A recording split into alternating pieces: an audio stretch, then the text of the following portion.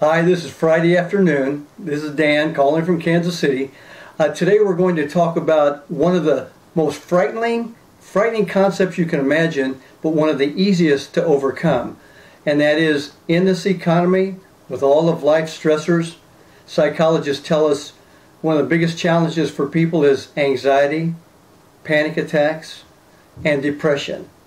That they're among the most frightening things that can happen to us, but probably one of the most easily correctable degenerative issues would be anxiety and panic disorders. So what do we know? We know that there's a hormone involvement. We know there's acidic diet. We know there's behavioral issues.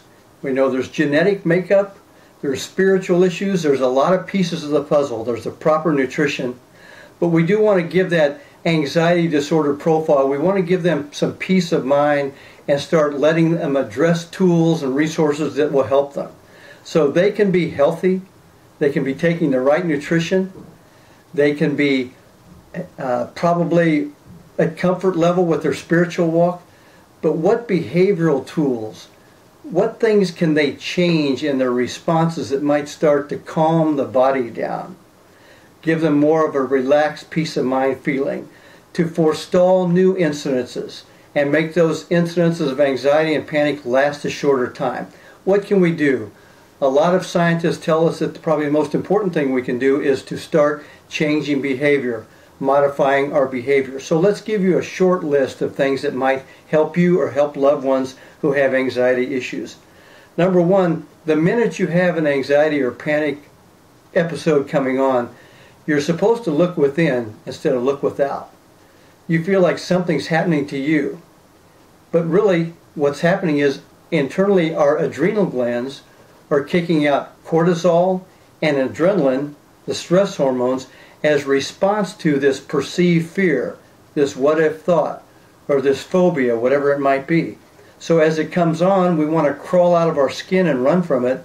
But what we're supposed to do is immediately pivot to a thought, and that is, internally my adrenal glands are doing exactly what they're supposed to do.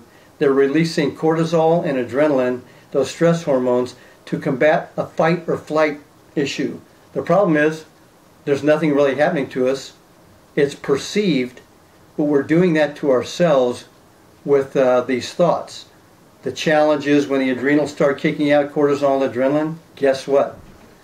We have a rapid heartbeat, sweating, tightness in the muscles, especially in the chest and in the neck, lightheadedness, dizziness, feeling that we're not even part of this world anymore, cramping in the legs, very, as I said before, rapid heartbeat, and those symptoms start to scare us more than the original anxious thought. Now the challenge is some of us have a certain profile genetically. Artsy, craftsy people, sensitive people, compassionate people, people who have their feelings hurt easily, people who care deeply about other people. Guess what? They tend to have these anxiety moments more than people who apparently have everything under control. But science tells us that those kind of people, the anxiety people, as opposed to 30 or 40 years ago in the research, they tend to live a pretty long life and they never died of a panic attack or anxiety disorder. So number one is understand what's going on internally. Your adrenals are kicking out hormones as they're supposed to do.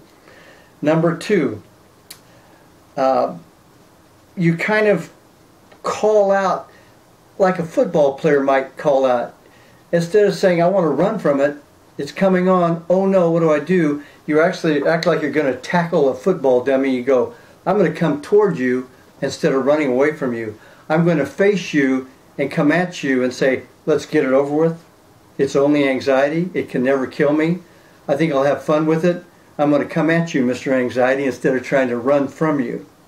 You want to float with the experience. Yes, of course you want to breathe deeply through your nose and out slowly through your mouth, which you've heard many times. And you can do that and your body really, the central nervous system will calm down some. But you kind of want to float with it and let it happen. Relax your fingers, relax your toes. Just kind of go with it instead of trying to run from it. 30 million Americans last year suffered with anxiety and panic disorders. That's supposed to give you some comfort so that you know, I'm not the only one. Now I know what's happening to me, and maybe it gives me peace of mind because I now know that 30 million other people go through what I've gone through. That gave me peace 10 years ago when I went through that. Also, when you have rapid heartbeat and you're starting to scare yourself more, and your muscles are tightening, you're getting lightheaded, you're afraid you're going to faint, you're afraid you're going to die, you're all ready to go to the emergency room at the hospital because you don't know what's going on.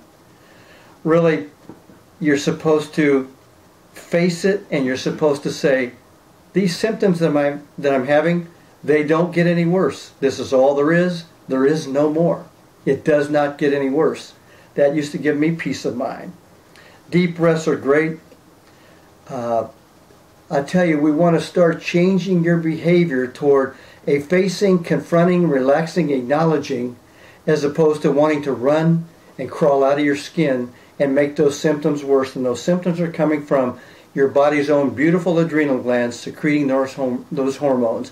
So enough for today about behavior modification. In the future, we'll talk about other things like diet, working out, the beta endorphins released from exercise, which combat these negative hormones. So we don't want you to suffer. We want you to start laughing, having fun, acknowledge it, and saying, you know what? The good Lord just gave me this profile, and I think I'm going to have fun and go with it instead of run from it. So hopefully this was helpful. We'll talk to you soon.